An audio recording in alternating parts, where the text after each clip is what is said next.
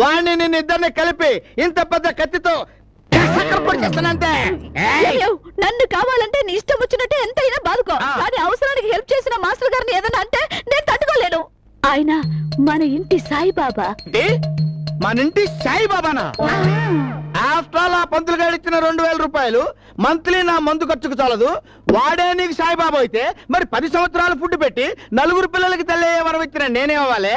లఫంగా లుచ్చాగా లోఫర్గా తిప్పుతున్నావేంటి ఇటు తలకాయ? Double action చేస్తున్నావా? కొట్టానంటే మొహం చెట్టు అయిపోద్ది. ఇదిగో 2 కాళ్ళు నరికేసి సరికలు 2 కాళ్ళు నరికేసి రోడ్డు మీద తోసానంటే తోపుడు బండి మీద కూర్చొని నడిపెంచునావా నడి సముద్రమున దేవా అని ఇల్లు తిరిగి అడుక్కోవాలి.